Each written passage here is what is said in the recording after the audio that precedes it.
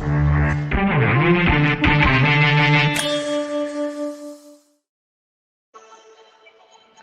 to Value City Arena as the Ohio State Buckeyes and Michigan Wolverines get ready for not just the game of the day in college basketball, but quite frankly, the game of the year, certainly in the Big Ten and perhaps even nationally. I'm Brendan Gulick, glad to be with you live from Value City Arena this afternoon, where both teams have just gone back into their locker rooms.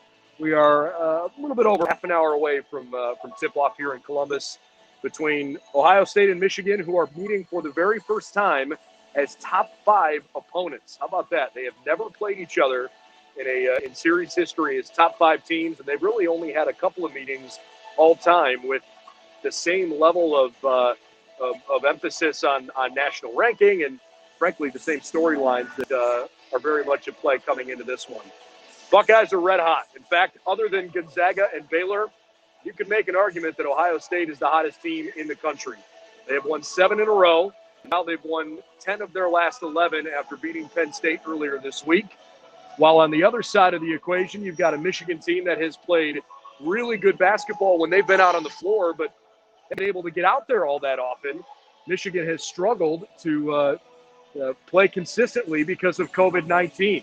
It's been a tough road, and they had a 23-day layoff that basically has now only given them 2 chances to play since January the 22nd. So Michigan certainly had plenty of rest. It's not that the team was necessarily dealing with COVID. It was more a school-wide issue and county-wide issue up in Michigan that forced the pause. So the team was certainly still able to practice. I would imagine they are certainly rested, while the Buckeyes are perhaps more in a better rhythm because of what they've gone through here lately. And we'll see if Ohio State can maybe use some of that rhythm to their advantage. Unfortunately, in front of nobody. This is going to be an empty Schottenstein Center this afternoon, and that's an awfully disappointing thing because it certainly would have been a hot ticket to come see these two teams play against each other. A couple things I wanted to touch on real quick as we get closer and closer to tip-off. You know, a lot of people are talking about Hunter Dickinson and the success that he's had, and for good reason. Dickinson has certainly had a huge impact on this Michigan team. He's coming off his 6th Big Ten Freshman of the Week award. He's a monster in the paint. He's their leading scorer. He's their leading rebounder. And the Buckeyes are going to have to get used to playing against him early in this game. He's had a great first season in Michigan. But as has often been the case, the Buckeyes are typically undersized. And for the most part, they've been able to overcome that. There's only a couple teams this year that have really bothered the Buckeyes in the paint. Obviously, Purdue is first among those, considering the Buckeyes have dropped 2 games to Purdue, and their 2 forwards really beat up the Buckeyes. So I like Ohio State's mentality going up against a bigger team. It's not anything new.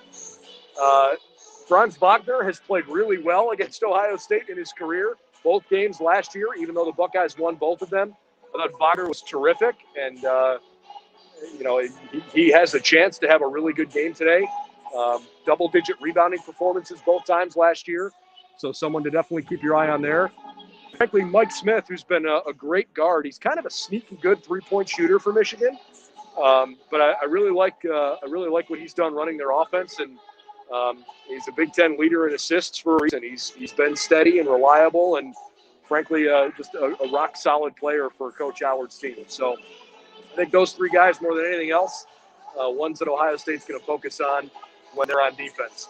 On the offensive side, I really hope Justin Arns has a big game today. I think his ability to make a couple early threes could really get the Buckeyes in offensively.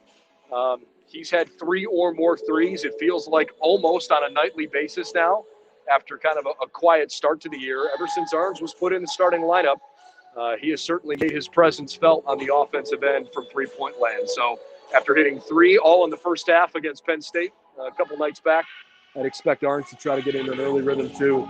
C.J. Walker and Dwayne Washington both played well last year against Michigan.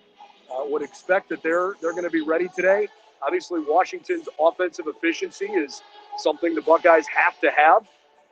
That's been a real frustrating point for him this year. Is he's gotten a little bit better, and if I'm being fair about it, I think he's probably coming off his most efficient game of the season. But he's got to be at his best today against a Michigan defense that is absolutely one of the best in the country. They are very tough to score on. And if you're not hitting from the outside, it could be a tough day. So we'll keep our eye on that. And certainly E.J. Liddell. You want to see E.J. Liddell play well today after getting into some foul trouble and seeing some limited minutes in the second half last time out. Would expect to see Liddell play well here. And I imagine Michigan's going to try to drive at him early and maybe pick up a couple fouls. But I certainly like Liddell here this afternoon. All right, the game tips off at 1 o'clock on CBS. It'll be televised live. And, of course, after the game is over, be sure to come over on Buckeyes Now. We'll have the live streaming press conference, and then we'll have some post-game reaction for you live as well on YouTube and on our Twitter page. Getting close. We are just about half an hour away now from tip-off here in Columbus. Hope you enjoy the game. Good luck to the Buckeyes and the Wolverines, and hopefully for a national audience, the game will live up to the billing. 1 o'clock tip. We'll see you here real soon again after the game's over.